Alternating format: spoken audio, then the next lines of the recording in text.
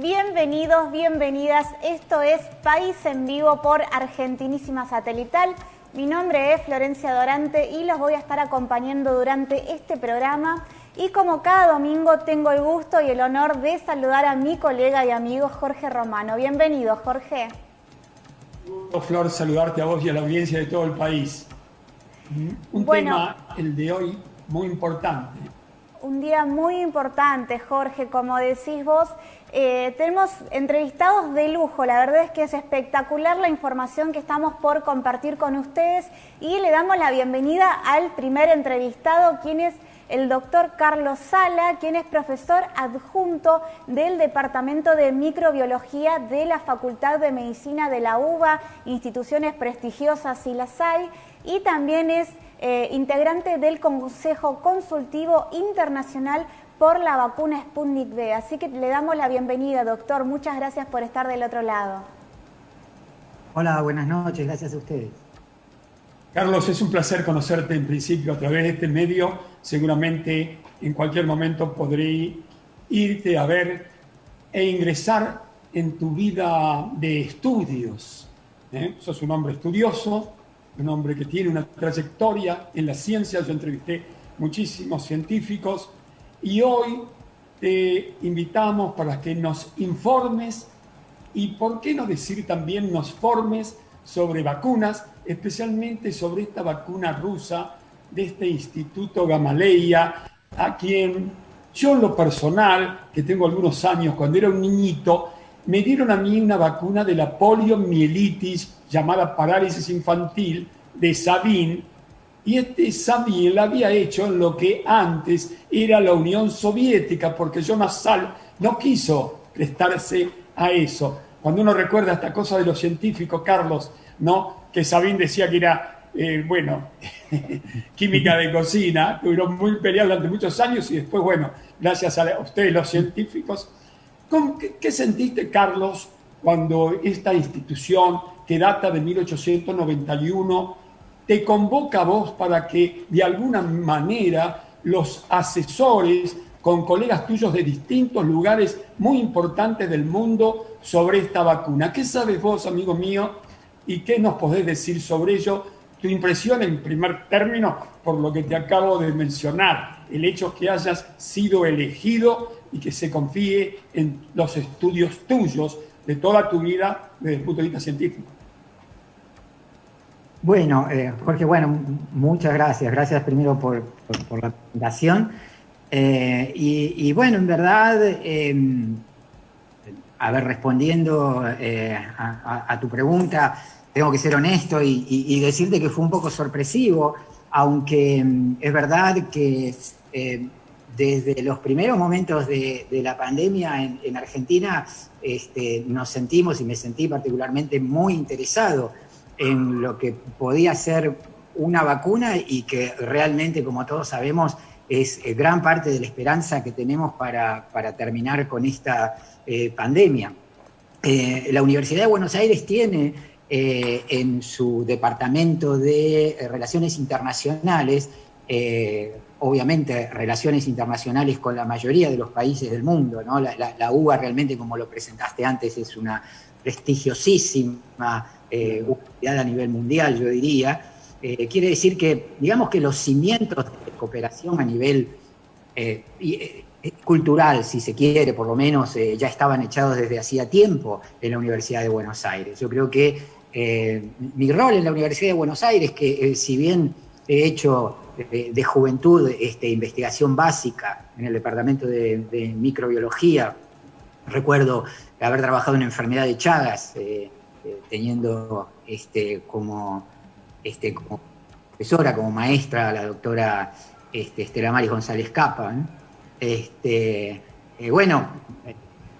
Mi carrera a partir de allí, después de eso, se inclinó más hacia la clínica, investigación clínica, y bueno, como infectólogo, hoy en día a nosotros nos va tocando secuencialmente diferentes problemas, ¿no? Hemos vivido el SIDA, hemos vivido la gripe porcina, la amenaza del ébola, la amenaza del anthrax, y ahora nos toca de muy cerca el COVID. Así que son temas que siempre están latentes en nosotros y que, bueno, buscamos la forma de hacer algún aporte.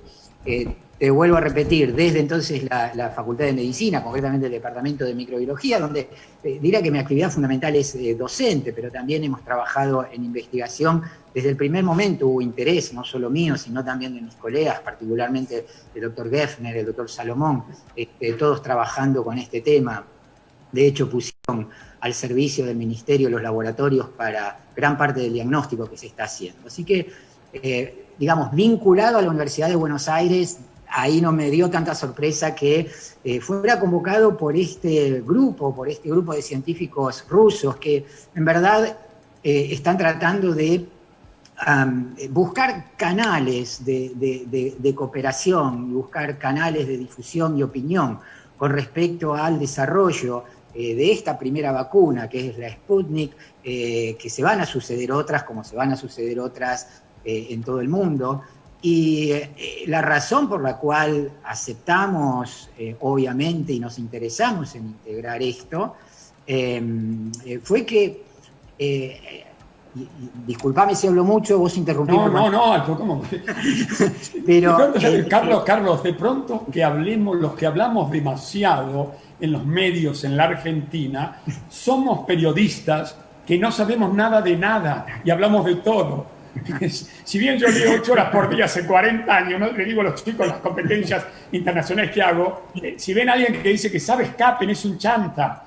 Así, pero vos sos un científico, un estudioso, amigo. Así que te estoy escuchando y te está escuchando mi distinguida y joven colega Flor, y te están escuchando en toda la Argentina, y te vamos a pasar y subir a las redes. Así que te estamos escuchando atentamente y no te interrumpo más.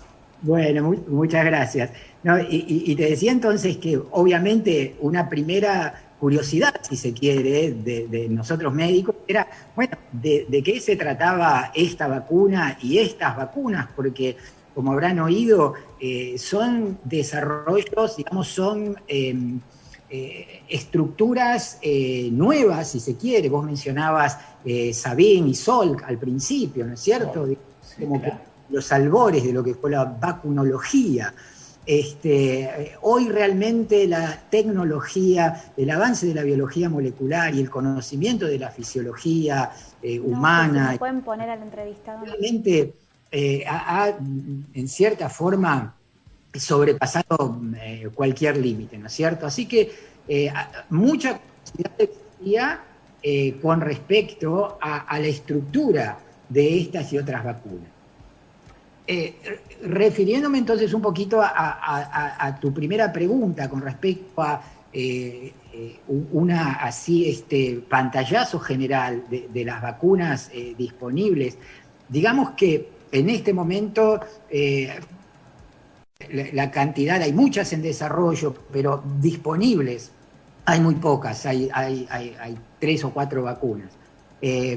Tenemos las vacunas que ya también todos conocemos, que ha diseñado y puesto en uso el laboratorio Pfizer y Moderna, que estructuralmente son similares, no vamos a entrar en los tecnicismos, y otro tipo de vacuna en el cual están las vacunas de la Universidad de Oxford con AstraZeneca y Sputnik, es decir, que desde ese punto de vista son como si fueran 2 estrategias de vacunación diferentes, ¿sí?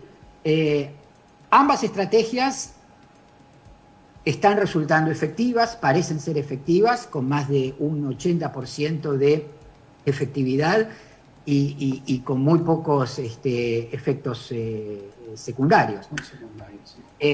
Diría que la particularidad que tiene Sputnik es que basados en estudios previos, y esto es importante aclararlo, la estrategia de la vacuna Sputnik no es un invento de este año, ni del 2020, del 2019. Esta estrategia de utilizar lo que se conoce como un vector para introducir en el organismo la partícula del coronavirus, que va a permitir que el organismo genere anticuerpos para protegernos de una enfermedad grave o eventualmente de contagiarnos. Esta estrategia tiene más de 15 años de estudio, más de 15 años de desarrollo, y ya se han hecho otras vacunas con estas estrategias. Algunas ha ido bien, algunas ha ido mal, se ha ido perfeccionando. Esta estrategia nosotros la conocíamos, los que fuimos estudiosos y trabajadores, y lo seguimos siendo, del HIV-Sida. La misma estrategia se utilizó para generar una vacuna para el SIDA.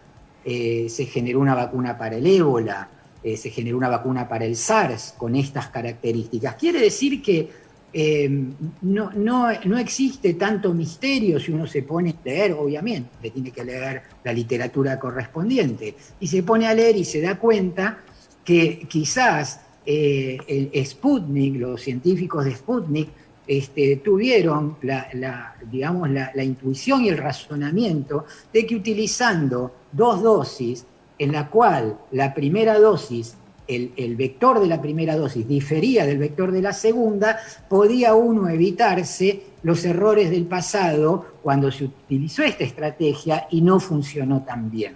Doctor. Sí. Le quería consultar, con respecto, usted me decía que las vacunas contra los coronavirus ya se venían desarrollando. ¿Es similar a, por ejemplo, a la que se le aplican a los perros y a los gatos para sus propios coronavirus? No. Estos son otros tipos de vacunas. Sí. Aquí lo que se han de usar son virus. En el caso de Oxford y AstraZeneca ya han utilizado un adenovirus que infecta el chimpancé para evitar justamente que el cuerpo humano inactive al vector. En el caso de Sputnik no, se usan adenovirus humanos, pero que son modificados, ¿no es cierto? Modificados. Entonces, digamos que la idea, la concepción, la plataforma es algo que ya se conocía, que ya conocíamos. Aparte del coronavirus que se pone para que la persona vacunada genere los anticuerpos que la proteja de la enfermedad y eventualmente de la infección, es algo también absolutamente conocido. Pero el otro día el ministro de Ciencia explicó claramente cómo aún en la Argentina ha sido capaz de secuenciar esa parte del coronavirus, ¿no es cierto? Quiere decir que eso está a disponibilidad de la comunidad entera internacional. Quiero decir con esto que no me generó ninguna, duda con respecto a qué era la estrategia Sputnik, ¿cierto? Obviamente, yo sé que hay gente, colegas y no colegas, un poco inquietos porque todavía no existe la publicación en la revista científica reconocida, etcétera, etcétera, pero no creo que desde el punto de vista científico eso le quite mérito, más allá que los resultados de los estudios ya se han remitido a las revistas y es una cuestión de tiempo esperar que haya el acceso universal para que todos miren de qué se trata, ¿cierto? Carlos, tengo que hacerte una pregunta muy elemental, dirás, este periodista que ha entrevistado a tantos científicos me pregunta esto. Debo hacerlo por el público, debo hacerlo por la gente, Carlos. Aquellos que de pronto dicen los virus muertos, los virus atenuados de esta vacuna, ¿le podemos explicar de manera no tan académica de pronto al público el tema de los virus atenuados? ¿Cómo no? Sí. El primer concepto es que la idea de la vacuna es introducir en el cuerpo de una persona una parte de un microorganismo sobre el cual se quiere ejercer protección, o el microorganismo entero, de forma tal que de forma controlada el individuo que recibe la vacuna genere defensas para que cuando en la vida real se encuentre con el verdadero germen, el verdadero patógeno, ya el organismo haya aprendido cómo defenderse, ya tenga esas defensas, entonces lo pueda controlar en la puerta de entrada, digamos, ¿cierto? Y evitar ese daño. Ahora, para generar esas defensas, previa al encuentro del individuo con el microorganismo, hay diferentes estrategias. Una puede ser directamente agarrar el microorganismo en cuestión, inactivarlo, matarlo, digamos, realmente la palabra no se usa en ciencia, pero no importa, inactivarlo, es decir, volverlo, digamos, incapaz de causar daño, y ponerlo adentro del individuo, y el sistema inmunológico nuestro aprenderá, ¿no es cierto?, cómo defenderse cuando lo vea vivo en la vida real. Otra estrategia puede ser no ponerlo muerto, sino ponerlo vivo o atenuado, como bien dijiste, lo cual significa que el microorganismo se multiplica, pero es incapaz de producir la enfermedad. Y esa es una manera un poco más efectiva en la cual el sistema inmune aprende a reconocerlo cuando llegue la oportunidad. Obviamente, como es un microorganismo vivo, tiene ciertos cuidados y restricciones que no aplican cuando se usan microorganismos muertos o parte de microorganismos, como por ejemplo en aquellas personas que tienen un problema de defensa, ya sea porque tienen cáncer, porque están recibiendo quimioterapia, medicamentos para enfermedades reumatológicas, corticoides, etcétera, digamos, una serie de medicamentos que disminuyen la defensa, o bien inmunodeficiencias como el HIV y otros, ¿no es cierto? Entonces, la verdad que, si bien al día de hoy todavía existe la posibilidad de hacer vacunas con organismos atenuados, se trata de cambiar un poco la estrategia hacia otro tipo de vacunas, pero sí siguen existiendo y van a seguir existiendo. Gracias, profe, lo has dicho como lo que sos, un profesor, con toda claridad. Una pregunta, un poco una curiosidad periodística. ¿Conoces, Carlos, a alguno de tus colegas, que algunos de ellos he leído, son muy prestigiosos en el Reino Unido, en Francia, no sé en cuántos países? ¿Conoces a alguno de ellos? Digamos, no, en este momento, concretamente con el tema COVID, no estuvimos vinculados, excepto a partir de ahora que tuvimos en el día de ayer de las reuniones del comité internacional, así que tuvimos la oportunidad de por Zoom vernos la cara y más o menos saber quiénes éramos los que estábamos integrando en Estados Unidos, Inglaterra, en países de África, etcétera. Eso sí, y bueno, sí, obviamente hay otra serie de colegas que conozco muy bien, porque como infectólogos, muchos de los investigadores que se estaban dedicando a HIV-Sida, con los cuales compartimos momentos, trabajos, etcétera, desde hace 25 años, hoy están también, como yo, abocados al estudio de esto, ¿no? Carlos, es de pronto una irrespetuosidad de mi parte preguntarte, ¿qué se dijo o qué se dice, o no lo vas a decir, entre ustedes en estas primeras reuniones? No, en eso realmente creo que es algo que a mí me interesante, es me gustó mucho, porque realmente son reuniones muy abiertas, y lo más interesante es que los directores, tanto de Gamaleya como del fondo ruso que financia, gente que está presente, ¿no es cierto? En realidad, normalmente uno no está acostumbrado a esto, ¿no es cierto? Digamos, porque bueno, después de todo, uno es un médico acá trabajando en un país del cono sur, etcétera, etcétera. Entonces, cuando hay estas grandes reuniones internacionales, es como que los grandes bronces no están presentes, ¿no es cierto?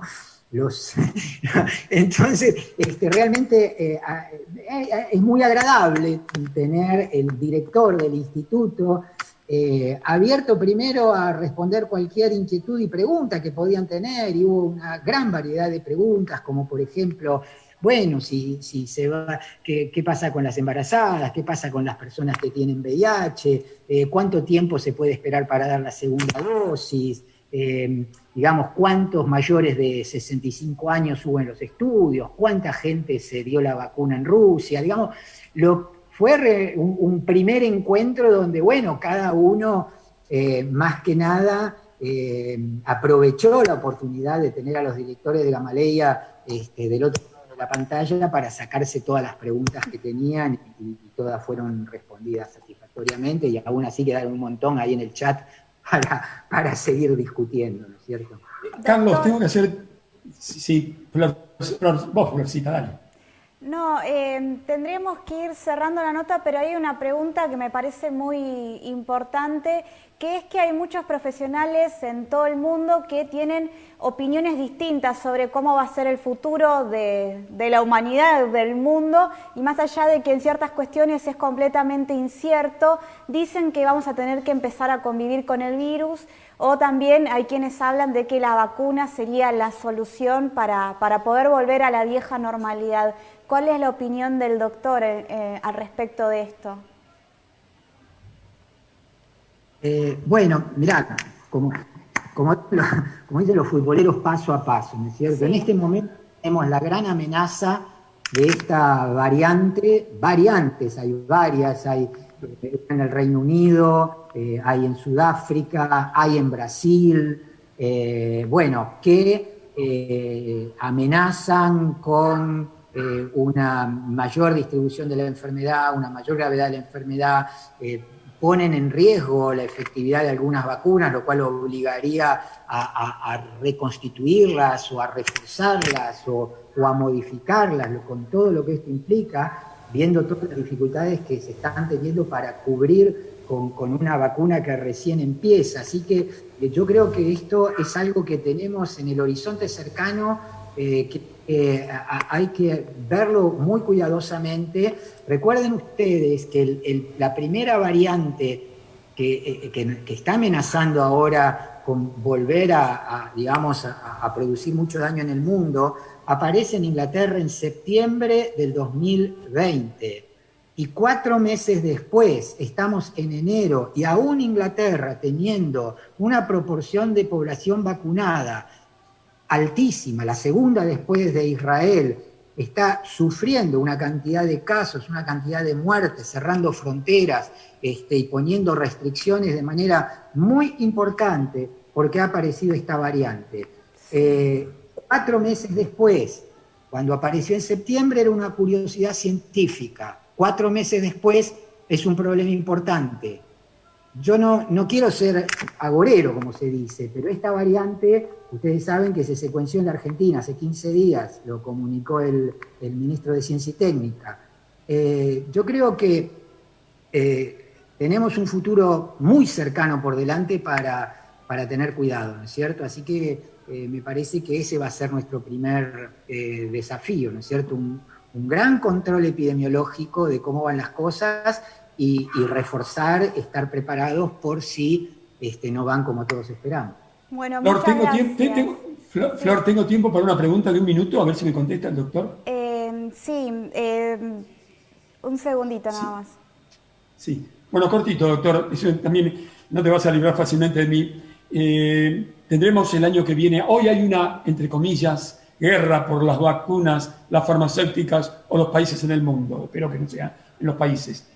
¿Crees, Carlos, que el año que viene podemos tener la vacuna en la Argentina hecha por nosotros, por ustedes? Bueno, sí, yo creo que la confianza uno siempre la tiene, digamos, uno no tiene ninguna envidia de otros científicos en otras partes del mundo. A veces, obviamente, por un tema a veces económico, la tecnología no la tenemos tan a mano, pero sí la capacidad de hacerla, a mí no me cabe duda que los científicos de CONICET que están trabajando en esto son capaces de hacerlo. Obviamente, ciencia hoy es una red internacional, está todo comunicado, no tenemos que tener límites fronterizos cuando se habla del conocimiento, y obviamente si esta idea está buena, no me cabe duda que va a ser compartida y se va a crecer, a nutrir, a beneficiar con aportes de afuera y viceversa, y bueno, quizá tengamos algo interesante para toda la humanidad. Ojalá que Carlos, así sea, felicitaciones, Carlos, felicitaciones, te abrazo con el corazón y con la mente. Hasta siempre, querido científico. Gracias. Muchísimas gracias. Bueno, Jorge, Chao. estoy súper feliz de la entrevista que nos propusiste y bueno, hemos aprendido muchísimo y le agradezco muchísimo al doctor Carlos Sala, quien es profesor adjunto del Departamento de Microbiología de la Facultad de Medicina de la UBA y también es miembro consultor de la vacuna Sputnik V, un miembro internacional de esta vacuna, así que bueno, tuvimos el gusto de tenerlo en País en Vivo y te invito, Jorge, que vamos a un pequeño corte y ya volvemos. ¿Cómo no, Flor?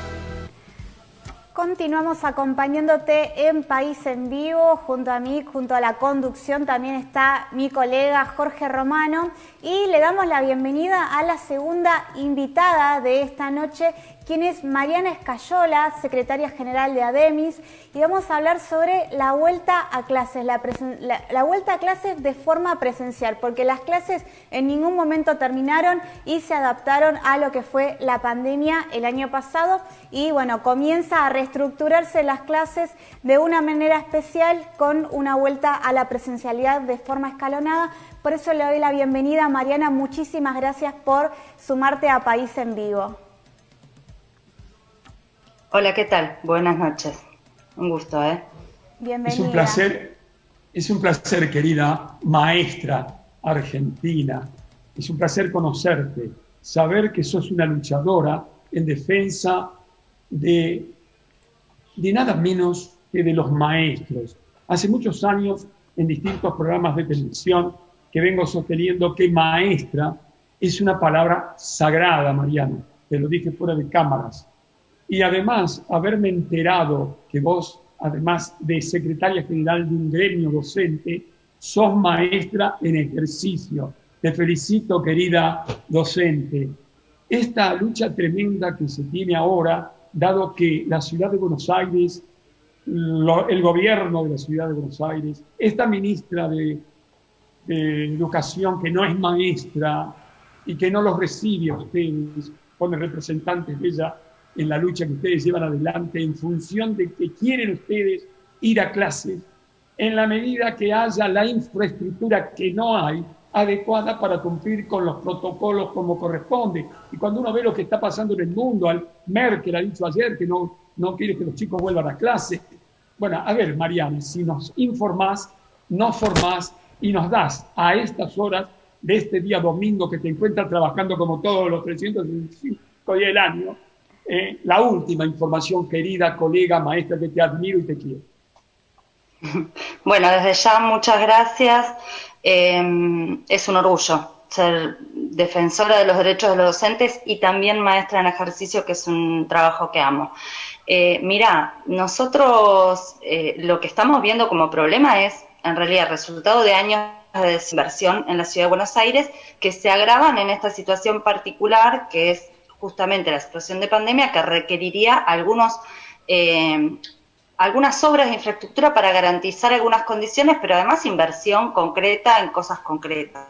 El protocolo que está presentando la ministra Acuña, la ministra que denosta la docencia, el año pasado ha hecho declaraciones muy fuertes en relación a eso. Bueno, esta ministra presenta un protocolo donde, por ejemplo, las burbujas van a ser de grupo completo. Esto es entre 20 y 30 o 35 alumnos. Eso dentro del aula no permite el distanciamiento de 1,5 metros. Yo te diría que casi no hay, más allá de una escuela técnica que pueda tener un taller muy grande o demás, no hay aulas que permitan poner entre 20 y 35 chicos con 1,5 metros de distanciamiento, que es una de las cuestiones centrales que se están planteando. Pero además, ese docente que está en una burbuja puede estar en más de una burbuja, 2, 3, 4, 5, las que tenga. Con lo cual eso también pone en riesgo la salud de su docente, pero además un docente que se traslada en transporte público, un docente que podría potencialmente trasladar el virus en más de un grupo de alumnos. Y el otro tema central que nos preocupa muchísimo es justamente el tema del uso del transporte público.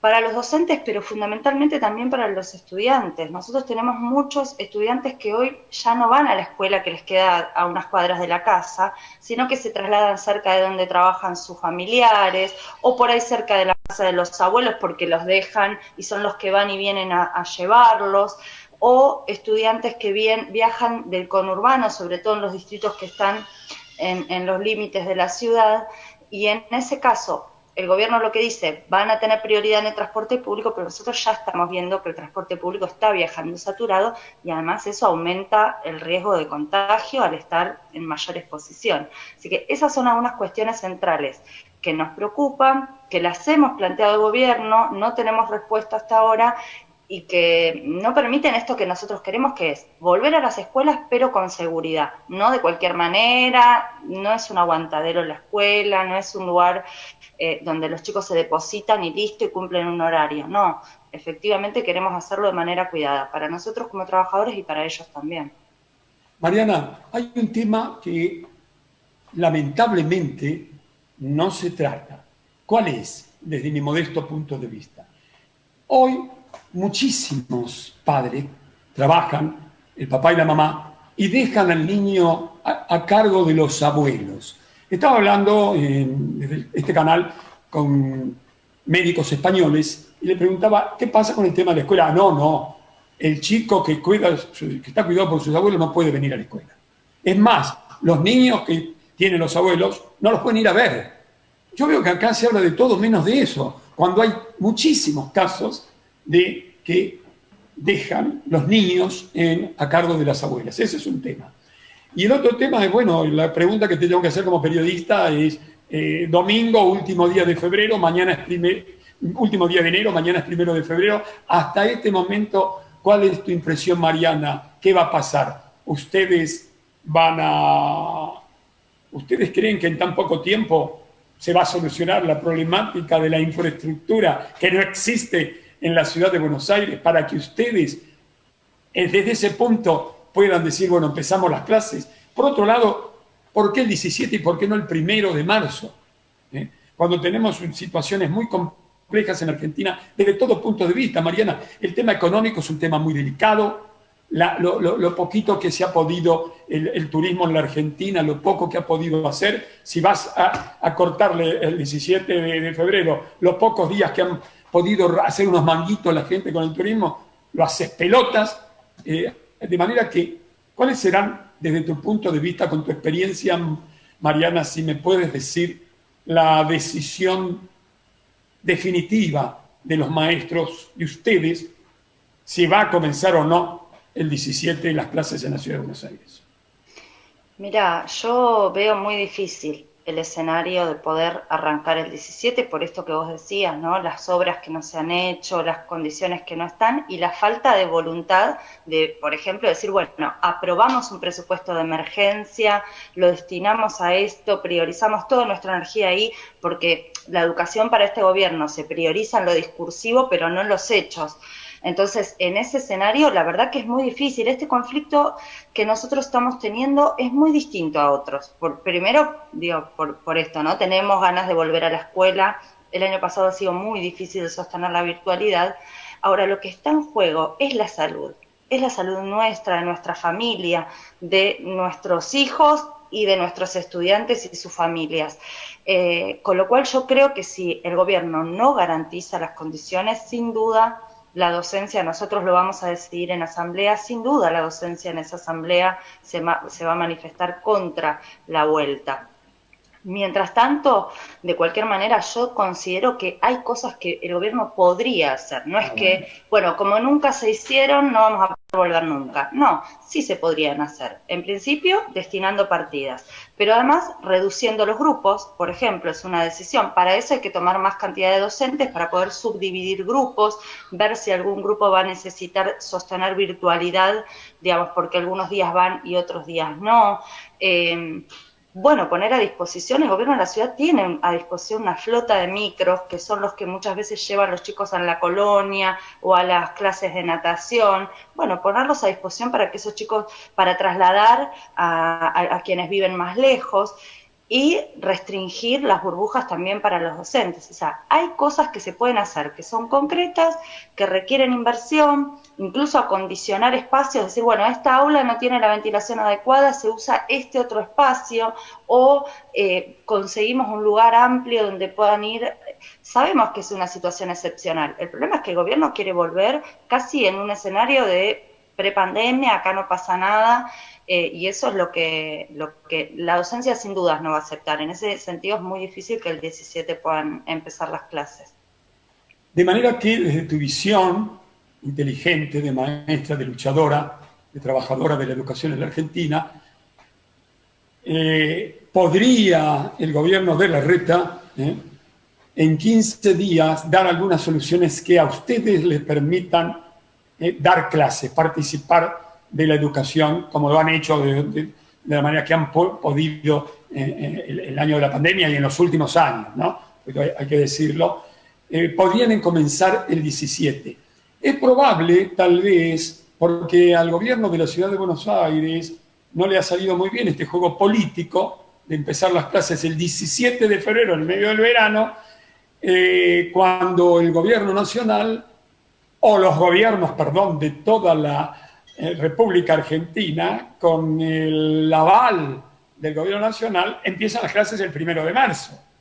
Así que sobre esto que dices, Mariana, podría ocurrir que el gobierno de Larreta disponga, si quiere comenzar las clases, porque claro, a alguien le va a querer echar las culpas. En todo caso, les podrán echar las culpas a ustedes, no les va a servir tanto desde el momento que todas las clases comienzan el 1 de marzo en 14 provincias. ¿No te parece? No, sí, sin duda. Bueno, echarnos las culpas a nosotros lo viene haciendo los últimos días, ha sido terrible, ¿no? Somos los docentes, los sindicalistas, los que no queremos volver, nos cansamos de decir que sí, que queremos. Y para mí el tema de la fecha, la verdad que no es lo central. Ellos buscan poner, ¿no? Somos los primeros, los segundos, a ver, parece un juego, a ver quién empieza antes. Sí, lo importante es en qué condiciones se vuelva. Si es 10 días después, 15 días después o 20, pero se vuelve con condiciones, y eso lo que va a permitir además es quizás poder sostenerlo más en el tiempo, y no que sea un desastre inaplicable y que rápidamente tengamos que volver a cerrar con las consecuencias que eso va a traer para docentes y para estudiantes, con toda la expectativa de una apertura, ¿no? Así que no es tanto el tiempo. Ellos se apuran, quieren que sea el 17 sí o sí. Bueno, la verdad que cada vez hay menos tiempo, pero bueno, si se estira, pero garantizan las condiciones, bueno, ahí estaremos en otras condiciones. Hoy no hay condiciones, y sin condiciones no vamos a volver. Eso está claro. Vamos a ver qué es lo que se decide. De cualquier manera, entonces, nos vamos a encomendar, si comienzan las clases, a Jesús, a Moisés, a Buda, al sol y a las estrellas, para no caer en lo que pasó en Israel, en Alemania, en varios países del mundo, cuando abrieron las clases, cuando todavía no están las vacunas. Bueno, estamos en manos de Dios. ¿Quieres hacerle alguna pregunta, distinguida joven colega Flor, a esta dirigente modelo gremial argentina? Porque yo no sabía, es una dirigente, luchadora, inteligente, que trabaja como maestra, para aquellos que dicen que no laburan. Ya como dirigente labura volviéndose loca, luchando contra locos, ¿no? Y casi dictadores. Mariana, para cerrar, me gustaría consultarte que va a haber obviamente alumnos que no van a adherir a la presencialidad por diferentes motivos, como estábamos explicando, convivir con pacientes de riesgo, por ejemplo. Eso crea también una desigualdad entre la cantidad de contenido que va a recibir un chico que asista presencialmente de los que no. Mirá, ahí el gobierno tampoco está dando respuestas de cómo va a implementar eso, ¿no? Porque esos chicos que no vayan presencial van a quedar en desigualdad con el resto del grupo. ¿En qué momento sí se podrían encontrar con su grupo? Tanto han hablado de la socialización y la escuela como espacio de socialización. Bueno, ¿qué van a quedar marginados esos chicos porque conviven con un familiar de riesgo o porque son pacientes de riesgo del resto de su grupo? ¿O se va a tener que sostener además alguna instancia virtual para que sí pueda encontrarse con sus compañeros? ¿Quién lo va a hacer? ¿Lo va a hacer el docente que sostiene la virtualidad toda la semana? Además, la presencialidad, además va a tener que sostener la virtualidad. O sea, ahí hay cosas que el gobierno deja abiertas. No se sabe qué docente va a ser el que atienda a esos alumnos que van a seguir de manera virtual. Y además hay mucha preocupación en las familias que quizás ni conviven con una persona de riesgo, ni son los estudiantes pacientes de riesgo, pero igual las familias tienen miedo y no quieren que los chicos vayan. No. ¿Qué respuesta le van a dar a esas familias que prefieren dejar a sus chicos en sus casas? Bueno, Mariana, te agradecemos muchísimo esta comunicación y bueno, también le agradezco a mi compañero Jorge por habernos propuesto esta entrevista que fue muy interesante y de la cual pudimos ver también la mirada de los maestros con respecto a esta situación. Te lo agradezco mucho. No, muchas gracias a ustedes, a ambos. Muchas gracias. Jorge, no sé si estás ahí acompañándonos. Sí, también. Estoy. Admiro a esta dirigente gremial por su inteligencia, por su lucha y fundamentalmente cuando me acabo de enterar que ejerce como maestra. Qué fundamental, ¿no? Vos fijate cuántas personas... Es un ejemplo. Perdón, cuántas personas que deciden por los maestros no tienen cero ejercicio en la profesión. Sí, bueno, tenés una ministra que no sé de qué carajo es, y es ministra de Educación, que ni recibe, no dialoga. ¿Pero qué es Videla esta mina? No dialoga con los maestros. Una sociedad que no dialoga con sus maestros. ¿Cómo estamos, Dios mío? Dialogar. Decirle en la cara lo que realmente siente. ¿Tendrá capacidad de hacerlo o solamente desprecia, solamente utiliza? Voy a hacer que hagan lo que quieran, qué sé yo, les descuento el día. ¿Pero qué es esto? ¿Es democracia? Pero incluso si llega, por ejemplo, a enfermarse un maestro, entonces, ¿qué sucede? Durante 15 días, durante un mes, el tiempo que este maestro o maestra tarde en recuperarse, tampoco va a haber clase, la cantidad de cursos que tiene. Otra cuestión que quizás me olvidé de preguntarle a Mariana es con respecto a los maestros y maestras integradores que tienen una función muy, muy importante, que es hacer que los chicos que requieran de su apoyo puedan seguir al día las clases. ¿Qué va a pasar con esos maestros que tienen que ir de escuela en escuela porque no siempre trabajan dentro del mismo, trabajan en diferentes cursos, en diferentes horarios, ¿no? Que se tienen que trasladar de escuela a escuela, también utilizar el transporte público? Son un montón de cuestiones, ¿no? que parecerían no ser contempladas con esta propuesta, con este borrador de protocolo que se presentó. Totalmente, y Mariana nos ha hecho referencia a algo que todos los argentinos conocemos, la miseria que gana un maestro, que tiene que ir a 3 o 4 laburos para reunir un dinero que le permita subsistir a ella, a él y sus familias. De eso no se ha hablado, porque lo primero que dicen, lo primero que hacen, este tema de echar culpas, ¿no? De echar culpas, es una cosa espantosa. Está casi de moda, casi hay literaturas sobre esto de echar culpas. No, es lamentable. Bueno, como le dije a esta maestra, Jesús, Moisés, además, si empiezan las clases y Buda nos ilumine, o el sol y las estrellas, uno dice un día nublado, como hoy, para que, bueno, si se inician las clases, no haya los contagios y tengamos que vivir un otoño y un invierno terrible como pasa en todos los países de Europa. Exactamente, Jorge, estoy completamente de acuerdo con vos. Y bueno, y te invito a que vayamos a un corte, muy cortito, valga la redundancia, y vamos también a encarar otro tema muy interesante que con una persona, con un profesional que nos va a explicar, nos va a comentar esta situación con respecto a la infraestructura de la ciudad de Buenos Aires. Así que nos vemos después del corte y ya volvemos con País en Vivo.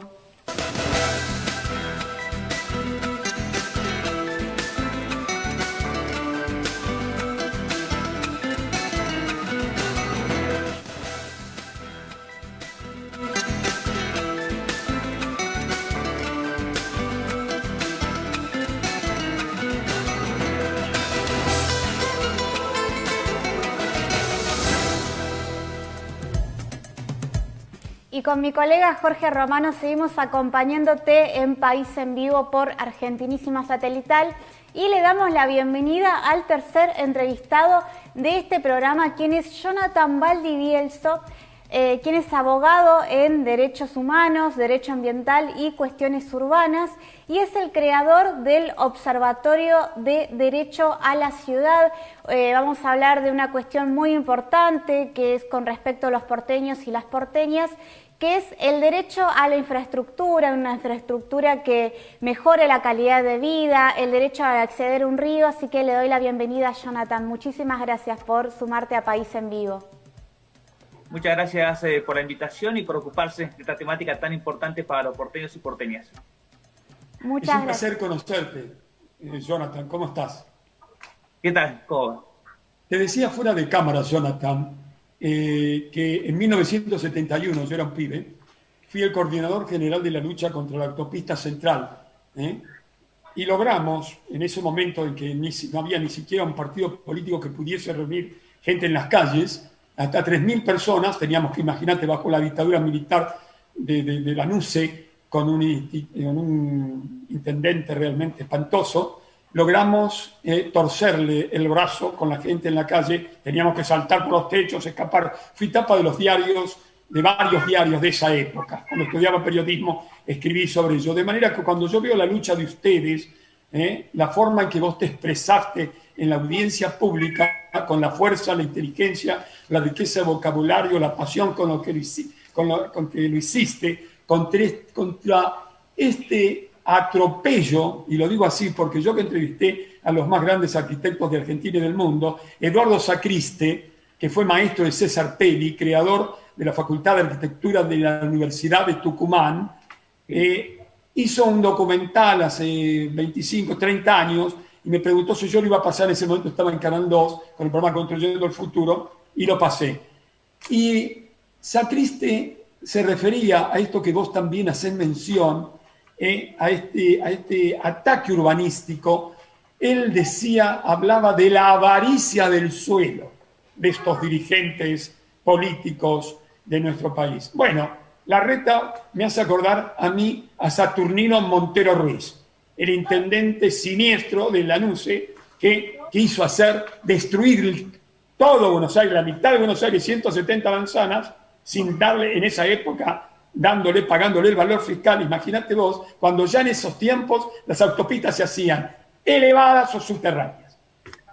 Te dejo todo a vos, no te interrumpo más, te felicito de todo corazón a vos y a todo el colegio o colectivo de profesionales de la arquitectura, mujeres maravillosas, no se van a librar fácilmente de mí. Yo tengo otros programas donde los voy a invitar para profundizar el tema.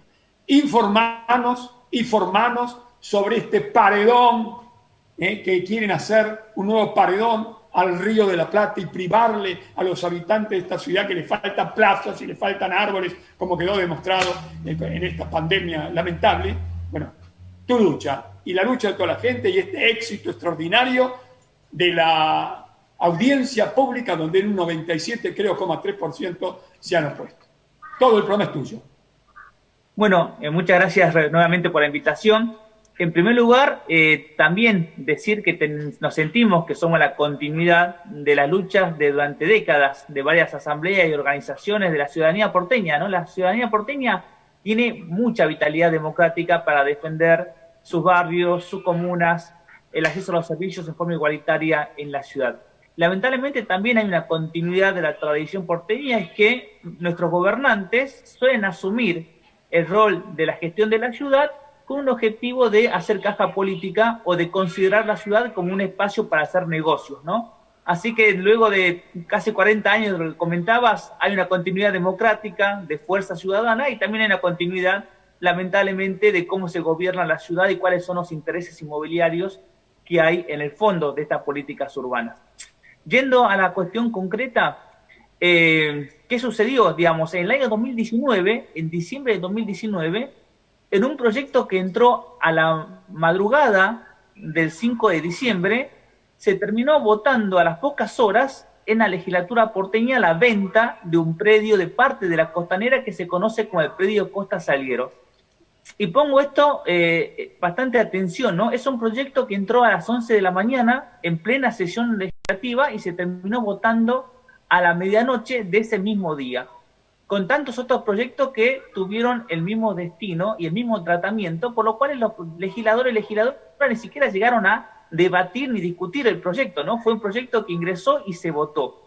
A partir de allí nos llamó extrañamente la atención porque durante 30 años veníamos sosteniendo y veníamos luchando para que la Costanera se transforme en un gran parque público y las asambleas de los años 90 habían logrado que eso quede materializado en la Constitución de la Ciudad de Buenos Aires, ¿no? La Constitución tiene 2 artículos que obligan a rescatar la Costanera de las privatizaciones para transformarla en espacios públicos, en espacios de acceso libre, en definitiva en grandes parques, para que la Costanera nuevamente forme parte de la cultura ribereña de la comunidad porteña. Entonces este proyecto entró en la última sesión del año 2019, se terminó votando y a partir de allí nuevamente nos empezamos a organizar para tratar de modificar y derogar esta ley, la ley 6.289. En primer lugar, en los primeros meses de 2020 presentamos una acción judicial solicitando la declaración de la inconstitucionalidad de esta ley porque no había cumplido los pasos que establece la Constitución para la sanción de las leyes, ¿no? Y siempre pongo el ejemplo de que si a nivel nacional se votara una ley únicamente con la aprobación de diputados y no con la aprobación del Senado, sería un escándalo jurídico y se estaría pidiendo juicio político de los responsables. Bueno, en la Ciudad de Buenos Aires pasó algo parecido. Este tipo de leyes necesitan una doble sanción y la convocatoria a una audiencia pública en el intersticio entre ambas sanciones.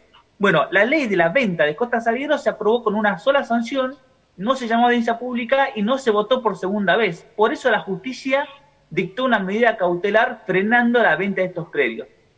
Más allá de la discusión de la venta de estos predios, el gobierno decidió seguir avanzando y a mediados del año 2020 envió otro proyecto de ley a la legislatura para autorizar un emprendimiento inmobiliario en esos predios, ¿no? Separemos la cuestión. En 2019 se trató la venta de los predios y en el 2020 se está tratando la autorización para un emprendimiento inmobiliario suntuoso en esa zona. Estamos hablando de un emprendimiento de 7 manzanas con edificios que van a llegar hasta 30 metros de altura, 10 pisos, ¿no? Imaginemos 10 pisos, una barrera de edificio de 10 pisos entre el río y el resto de la Ciudad de Buenos Aires. Este proyecto de ley se votó el 8 de octubre en una primera sanción. Ahora sí decidieron cumplir este procedimiento de doble lectura y convocaron a audiencia pública, ¿no? Que es la audiencia pública que acaba de finalizar y que comenzó el 27 de noviembre. Hace 2 meses, esta audiencia pública es la más larga de la historia de la Ciudad de Buenos Aires, duró 2 meses y se inscribieron 7.000 personas en contexto de pandemia, con la dificultad de que es hacer inscripciones online, porque ahora la audiencia pública se realizó con una plataforma virtual, entonces no era tan sencillo como ir a la legislatura o llamar por teléfono, sino que había que hacer un procedimiento de mandar un mail, llenar un formulario, escanear tu DNI. Era bastante complicado, ¿no? En ese contexto, 7.000 personas se inscribieron. Terminaron hablando 2.000 personas en esta audiencia pública, de las cuales entre el 97 y el 98% se manifestaron en contra de la privatización de la Costanera y en contra de autorizar un emprendimiento inmobiliario en esa zona. Casi hay una voluntad unánime de la ciudadanía porteña para rechazar este proyecto. ¿Qué es lo que está diciendo el gobierno, no? ¿Cuáles son las excusas que dice el gobierno? El gobierno nos manifiesta que para recuperar ese predio que está concesionado, actualmente está privatizado, hace falta vender parte de esas tierras y autorizar este emprendimiento inmobiliario. Lo cual es una gran mentira, porque es cierto, digamos, este predio está privatizado, actualmente uno no puede acceder libremente por todo ese territorio, ¿no? 17 hectáreas, 17 manzanas, y esta privatización inició en los primeros años de los 90. fue una privatización a 30 años. Pero esta privatización está por vencer en los próximos meses. En el mes de mayo vence la privatización y la ciudad, sin hacer nada, recupera la totalidad de ese predio bajo su administración. Por lo tanto, no hace falta, no es que esta ley es necesaria para recuperar el predio. El predio se recupera en un par de meses cuando venza la concesión, y la Constitución y el Código Urbanístico establecen que eso tiene que ser un parque. Lo que esta ley está haciendo es justamente obstaculizando, impidiendo que la ciudadanía porteña pueda recuperar esa costanera. Repito, una lucha que lleva casi 30 años, que comenzó justamente después de que se privatizaron en los 90, ya comenzó una reacción ciudadana para rescatar esos predios, que terminó ese mandato en la Constitución de la ciudad. Por lo tanto, tampoco concebimos que haga falta vender tierras públicas para recuperar estas costaneras. Y el otro argumento que usa el gobierno es que no hay dinero actualmente para hacer un parque público y por lo tanto ese dinero se tiene que extraer de la venta de tierra pública, ¿no? Y de autorizar estos emprendimientos inmobiliarios. Lo cual también es otra farsa. Acabamos de sacar un informe donde en otro sector de la costanera el gobierno gastó 1.500 millones de pesos para construir un tiro federal y equiparlo, ¿no? Además de darle 13 hectáreas en forma gratuita por 75 años a la Asociación Civil Tiro Federal, también en la costanera.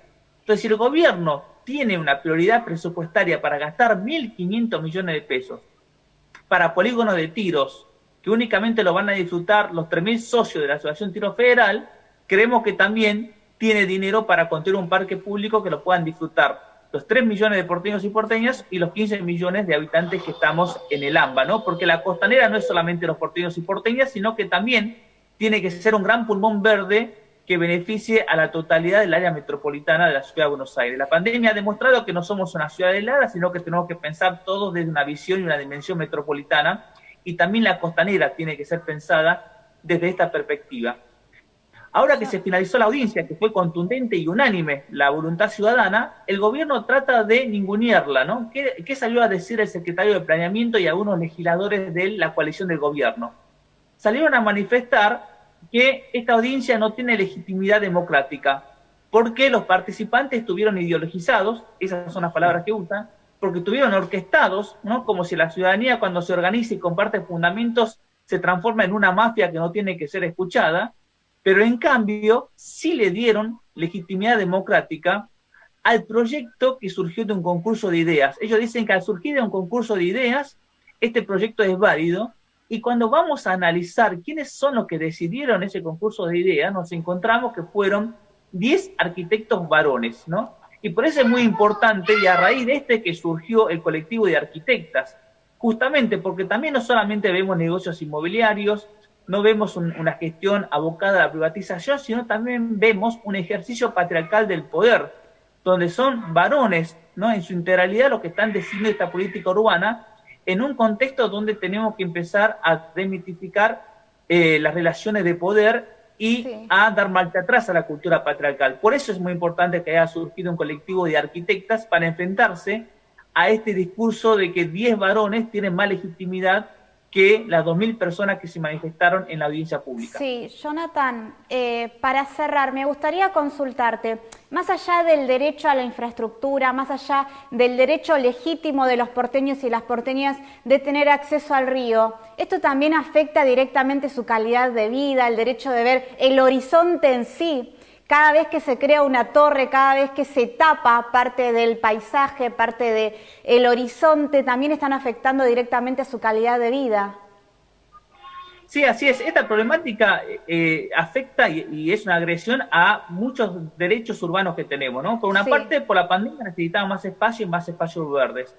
Por otra cuestión, culturalmente la ciudad de Buenos Aires ha sido una ciudad puerto, ha sido una ciudad ribereña, que en estos 30 años nos fuimos transformando en como una sociedad mediterránea, como si no estaríamos rodeados de ríos, y estamos rodeados por el riachuelo y el río más grande, más ancho del mundo, que es el Río de la Plata. Bueno, claro, esta cultura ha desaparecido. Es literalmente perder la autonomía rioplatense, ¿no? Perder la identificación como rioplatenses. Claro, es directamente autorizar esta privatización definitiva, es perder esta identidad ribereña, ¿no? Que la queremos recuperar y que la población ha manifestado que quiere recuperarla. Además, las torres en esa zona también perjudican la cuestión de la crisis climática porque impiden el libre movimiento de los vientos. Seguir rellenando la costanera como se está rellenando perjudica el tema de las inundaciones. Necesitamos crear corredores verdes. Este es un terreno muy amplio que podría funcionar también para un corredor verde de biodiversidad para toda la cuenca del Río de la Plata. Tiene muchas funciones sociales, ambientales y culturales. Nosotros no podemos concebir que en este contexto de crisis económica, ambiental, habitacional, sea una prioridad del gobierno seguir instando a la construcción del emprendimiento inmobiliario al que únicamente van a poder acceder el 5% de la población. Recuerdo, estamos en una crisis habitacional muy fuerte en la ciudad de Buenos Aires. 1 de cada 6 porteños tiene problemas habitacionales. Los índices de pobreza han incrementado y tenemos un gobierno que destina todos los recursos institucionales y la legislatura para seguir discutiendo esos emprendimientos inmobiliarios. Este no es el único emprendimiento inmobiliario, no estamos discutiendo solamente Costa Salguero y esto también quedó marcado en la audiencia pública. Se está discutiendo todos los proyectos inmobiliarios que están pensados en el entorno ribereño. Mientras se hacía la audiencia pública, el gobierno firmaba un convenio con AISA para garantizar infraestructura sanitaria para 13 mega emprendimientos inmobiliarios. Terrible. Entre ellos Costa Salguero y otro que es Punta Carrasco, que es el predio que está al lado. Entonces vemos que Costa Salguero es el primer paso para seguir haciendo emprendimiento a lo largo de la costanera y seguir expandiendo Puerto Madero hacia el norte y hacia el sur.